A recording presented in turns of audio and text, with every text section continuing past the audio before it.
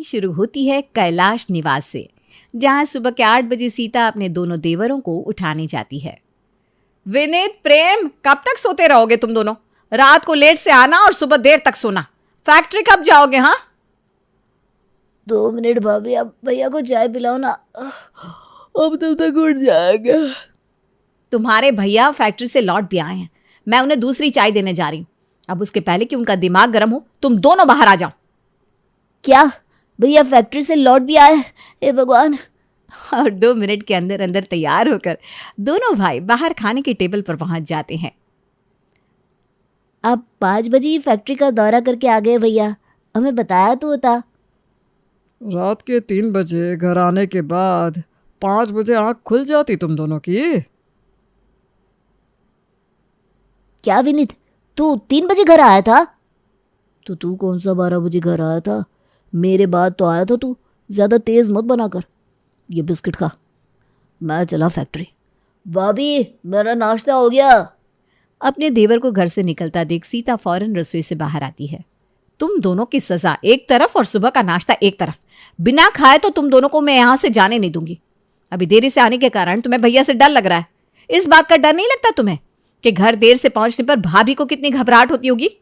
आजकल कितने road accident हो रहे हैं। तुम दोनों में से किसी को खरोच भी आ जाती ना, तो उसके बाद भाभी का क्या हाल होता, भैया पर क्या बीती, सोचा है तुम दोनों ने कभी?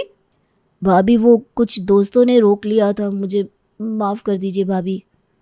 ये तुम्हारी रोटी रोल बना दिया है मैंने। 5 मिनट में खाओ और फैक्ट्री के लिए जाओ। चलो तुम लोग निकलो, मैं पीछे गाड़ी से आता हूँ। और ये थी कमला निवास की एक झलक, जहां सीता अपने पति और दोनों देवर के साथ रहती थी। रात को सभी फैक्ट्री से लौटते हैं और सीता सभी के लिए खाने की तैयारी करके रखती है। सुबह से तो मैं आपको कुछ कह नहीं पाई, लेकिन जिस हिसाब से ये दोनों बिगड़ रहे हैं ना, मुझे तो लगता है अब इनके पैरों में बेड़ियां डालने का वक्त आ गया है। आप ऐसा क्यों बोल रहे हो भाभी? आप तो हमारे लिए हमारी माँ समान हो। क्यों डालनी है बेड़ियाँ? क्योंकि मेरी अब उम्र ढल रही है और तुम दोनों की चढ़ रही है। मेरे डंडे से भी अब तुम दोनों समझने वाले नहीं हो। जब बीवी आकर कान मरोड़ेगी ना, तो अपने आप होश ठिकाने आ जाएंगे और रात को 3 बजे घर पर पहुंचने वाले लड़के 8 बजे तक घर में पहुंच जाएंगे। विनीत की शादी कर दो भाभी, इसे ऐसे भी शादी की बड़ी जल्दी है। कल लड़की वालों को बुला लिया है मैंने, तैयार रहिएगा देवर जी। और लड़की वालों के आने की बात सुनकर विनीत शर्माता हुआ अपने कमरे में चला जाता है। अगली सुबह लड़की वाले आते हैं और घर में सास को ना देखकर खुश हो जाते हैं। आपके घर में सास ससुर दोनों ही नहीं है, ऐसा कैसे? माफ़ कीजिएगा भाई साहब, इस बारे में तो इन्हें बात करना पसंद नहीं है। वो यादें उनके दिल के बहुत करीब है। बस अब यही है कि इस घर में न सास है न ससुर है। मेरे लिए मेरा जो भी है वो मेरे 2 देवर हैं और अब इनकी शादी करके मैं इस जिम्मेदारी से मुक्त होना चाहती हूँ। अरे वाह मम्मी, ले देकर एक जिठानी है इस घर में और इतनी बड़ी संपत्ति। इस जिठानी को तो मैं जाती ही साइड कर दूंगी। तुम रिश्ते के लिए हाँ बोल दो। और घर में किसी बड़े बुजुर्ग को ना देकर लड़की वाले फौरन रिश्ते के लिए हाँ कर देते हैं और देखते ही देखते विनीत की शादी हो जाती है। विनीत की शादी के 6 महीने बाद प्रेम अपनी भाभी के पास जाकर उनसे कहता है, मेरे और भैया में मुश्किल से 1 साल का ही फ़र्क है भाभी। 6 महीने तो उनकी शादी को हो गए हैं। अब आपको मेरी शादी की भी टेंशन हो रही होगी ना। मुझे भी तो बेड़ियों में बांधना है आपको, तो लगा दो हथकड़ी मेरे हाथों में भी। करवा दो मेरी शादी। पर भाभी को उसके लिए लड़की ढूंढनी पड़ेगी ना। तुम खुद ही कोई लड़की क्यों नहीं ढूंढ लेते भैया? बस यही सोचकर तो ढूंढ लिया। वही तेरे कॉलेज वाली जैस्मीन। बुला ले उसके परिवार वालों को, कल घर पर मिल लेती हूँ। पर अगर वो तेरे भैया को पसंद नहीं आई तो फिर मुझे मत कहना। हाँ? अरे भाभी, I love you, I love you, I love you. पता है ना मुझे, आप सब मैनेज कर लोगी। पागल है बिल्कुल। और प्रेम जैस्मिन के परिवार वालों को अपने घर बुला लेता है। इतना प्यारा परिवार, सब में इतना मेलजोल देखकर जैस्मिन के परिवार वाले तो गदगद हो जाते हैं। जब हमारी बेटी ने हमें प्रेम के बारे में बताया और उसके इतने बड़े अंपायर के बारे में, तो हम तो उसी वक्त हाँ कर सकते थे। पर मुझे अपनी बेटी को किसी ऊंचे मकान वाले के यहाँ नहीं, ऊंचे संस्कार वालों के यहाँ भेजना था। और आपके परिवार की एकता देखकर अब मैं समझ गया हूँ कि ऐसा क्या था प्रेम में जो मेरी बेटी को वो पसंद आ गया। और जैस्मिन के परिवार वाले भी रिश्ते के लिए राजी हो जाते हैं और कमला निवास में एक और बहू आ जाती है। दरवाजे पर खड़ी नई बहू का स्वागत करने के लिए घर की सबसे बड़ी बहू सीता दरवाजे पर आती है। और आज मेरी आखिरी जिम्मेदारी भी पूरी हो गई, मेरे दूसरे बेटे की भी शादी कर दी मैंने। बेटा नहीं भाभी, देवर कहिए आप। अंतर है ना दोनों में। आप भले ही देवर जी को बेटा मानती हो, पर आसपास वाले लोगों को तो कन्फ्यूजन हो जाएगी ना। मेरे मायके वाले भी है यहाँ। देवर को बेटा बोलने में क्या दिक्कत है कृतिका? और भाभी ने हमें बेटे की तरह ही पाला है, कुछ भी बोलती हो तू। घर की नई बहू ने दहलीज पार भी नहीं की थी कि कृतिका की हरकतों में बदलाव दिखने लगा था। वैसे तो आज जेठानी मैं भी बनी हूँ, ये भी पहली बार, तो नए दुल्हा दुल्हन की आरती करने का मौका मुझे भी तो मिलना चाहिए, नहीं भाभी? हाँ कृतिका, बिल्कुल मिलना चाहिए। वैसे भी मैं तुम्हारे वक्त में ये नियम कर चुकी हूँ, तो इस बार ये नियम तुम कर लो। अभी तो ये बस शुरुआत है जेठानी जी, आप देखिए धीरे धीरे कैसे आपको हर जगह से रिप्लेस करती हूँ। शादी के बाद के सारे नियम कर दूल्हा दुल्हन अपने कमरे में चले जाते हैं। तभी वहाँ कृतिका जाकर जस्मीन से कहती है, सुबह हो सकता है भाभी के कहने पर मुझे तुम्हें उठाने आना पड़े, पर जैस्मिन तुम आराम से सोई रहना। मैं समझ सकती हूँ तुम थकी होगी ना। भाभी ना बुरी नहीं है, पर उन्हें कायदे कानून ज़्यादा ही पसंद है। एक बार बस वो तुम्हें उठाने को कहेगी, उसके बाद नहीं, तो तुम बिना प्रेशर किए आराम से सो सकती हो, बाकी मैं देख लूँगी। थैंक यू भाभी, मेरा भी ज़रा देख लेना, मैं भी बड़ा थका हुआ हूँ, मेरी भी आँख नहीं खुलने वाली। अगली सुबह जैस्मीन अपनी पहली रसोई के लिए जैसे ही किचन में आती है, कृतिका उसकी मदद करने में लग जाती है। मैंने कभी सोचा ही नहीं था कि मुझे इतनी अच्छी जेठानी मिलेगी भाभी। काश मैं भी ये बात कह पाती जस्मीन, पर वही बात है ना, जो दिखता है वो सच नहीं होता। भाभी के लिए देख लो, सबको लगता है वो सीता माँ है, पर अंदर से क्या है वो तो मैं ही जानती हूँ। और हम कर भी क्या सकते हैं, हमारे पतियों को नाम भर का हिस्सा दिया गया प्रॉपर्टी में, वो भी भैया भाभी कब ले पता नहीं, तो वो जो भी करे सहना तो पड़ेगा। क्या? मुझे तो इस बारे में कुछ भी नहीं बताया गया। अभी तुम नई नहीं हो ना जैस्मीन, धीरे धीरे सब समझ में आएगा। इसका मतलब प्रेम ने भी मुझसे झूठ बोला? अरे नहीं पगली, ये दोनों भाई अपने बड़े भाई को अपना भगवान मानते हैं। 10% क्या, अगर 1% भी ना दिया ना तो इन्हें तब भी बुरा नहीं लगेगा, दोनों खुश रह लेंगे। छोड़ो जैस्मिन, मुझे विश्वास है कि हम अपने प्यार से भैया भाभी को बदल देंगे। वैसे भी कभी माँ बाप के अपने बच्चों के साथ गलत करते हैं। और इस तरह धीरे धीरे कृतिका अपने ससुराल में अपना ढाल तैयार करना शुरू कर देती है। दिन बीतने लगते हैं और अब घर में शुरू हो जाती है नेहा की शादी की बात। क्यों नेहा, करनी है ना शादी? नहीं करनी तो बता दो। हाँ, कोई जोर जबरदस्ती थोड़ी ना करेगा तेरे से। ये लो एक और खर्चा आ गया, ये तो मैं होने नहीं दूंगी। दीदी की शादी में लगा पैसा हमारे हिस्से से ही कटेगा। इससे पहले ये बात और आगे बढ़े दांव फेंक देती हूँ। कितनी अच्छी बात है ना, इस घर में एक साथ दो दो खुशखबरी आने वाली है। यहाँ दीदी की शादी की बात चल रही है और वहाँ आप पापा बनने वाले हैं। और एक झूठ कहकर कृतिका सभी का ध्यान अपनी ओर खींच लेती है और नेहा की शादी की बात से सभी का ध्यान हट जाता है। और 2 महीने बाद ही जैस्मिन को पता चलता है कि वो माँ बनने वाली है। क्या हुआ जैस्मिन, किस फिक्र में हो तुम?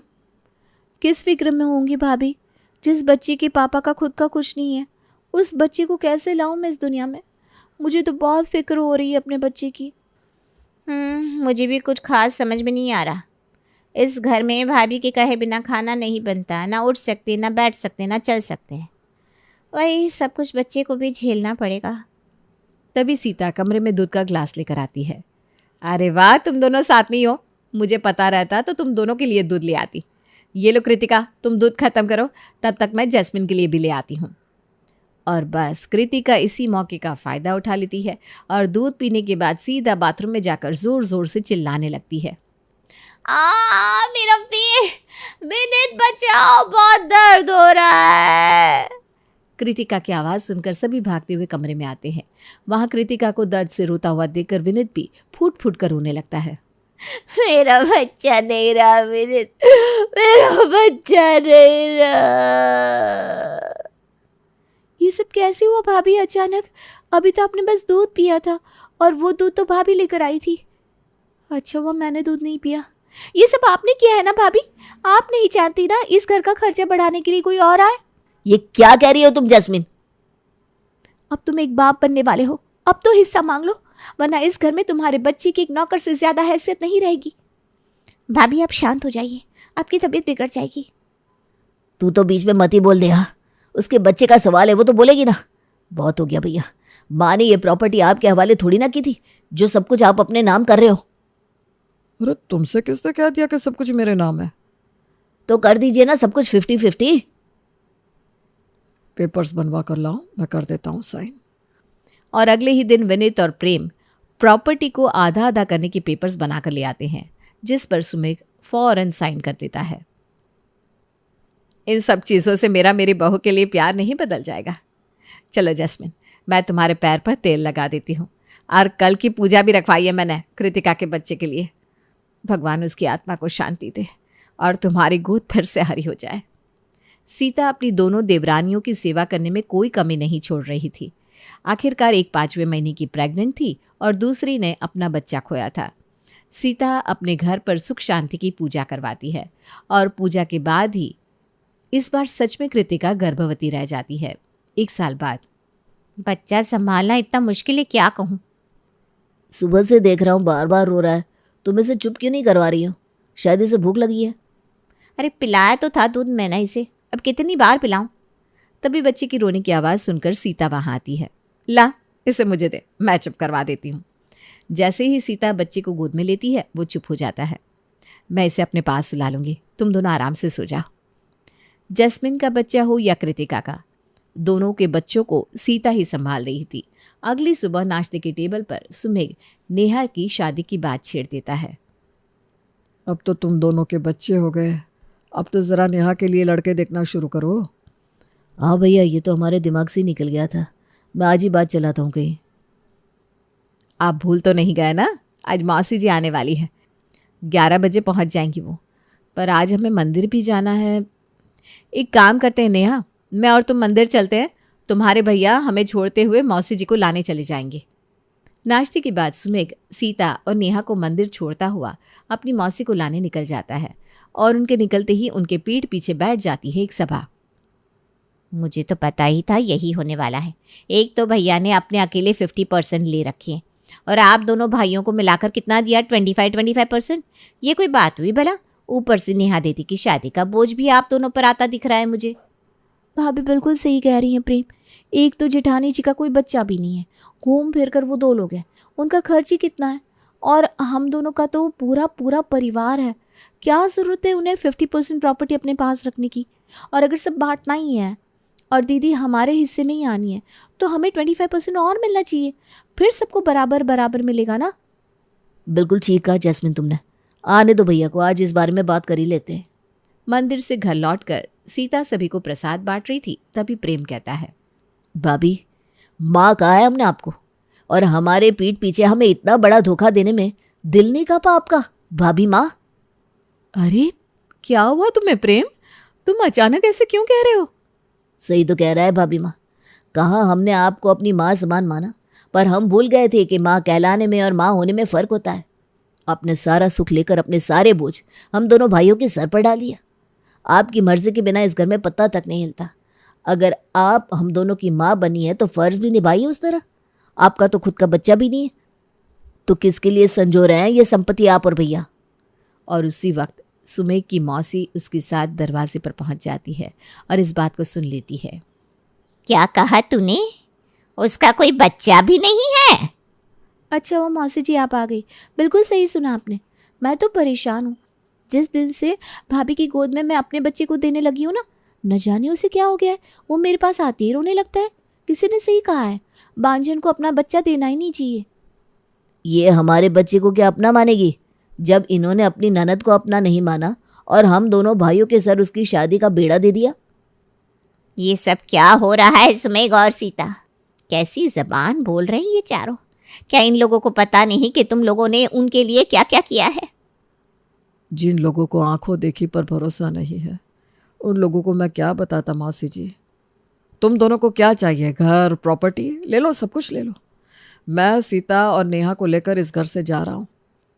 रुक जा सुमेघ, जिस माँ बाप की संपत्ति की दुहाई दे रहे हैं ये दोनों, जानते हैं क्या उनके बारे में? तू विनीत 6 साल का था जब जीजाजी गुजर गए, और तू प्रेम तू तो 5 साल का था। जीजाजी को नशे की इतनी बुरी आदत थी कि उस नशे की लत में उन्होंने अपना सब कुछ बेच दिया। जीजाजी के जाने के बाद 2 महीने के अंदर अंदर दीदी भी गुजर गई, और उनके पीछे रह गया तो बहुत सारे कर्जदारों की गली और उनका लिया हुआ कर्जा। उस वक्त 15 साल का था सुमेघ। वो चाहता तो तुम तीनों को छोड़ सकता था, पर उसने ऐसा नहीं किया।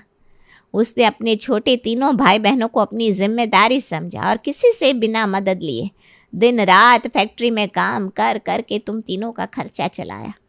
अपनी मेहनत से उसने पहले एक दुकान खड़ी की, फिर खुद का बिजनेस और फिर ये फैक्ट्री। शादी के बाद सीता ने अपना ऑपरेशन करवा लिया ताकि अपना बच्चा हो जाने के बाद कहीं तुम तीनों के प्यार में कमी ना आ जाए। और ऐसे भाई भाभी को कोस रहे हो तुम नालायक हो। ये सुनते ही सभी की आंखों में आंसू आ जाते हैं। वो समझ जाते हैं कि वो कितनी बड़ी गलती कर रहे थे। घर की दोनों बहुएं सीता के पैरों में गिर जाती हैं और अपने अपने बच्चों को उसके हाथ में सौंप देती है। सभी को अपनी गलती का एहसास हो जाता है और कमला निवास फिर से खुशहाल हो जाता है।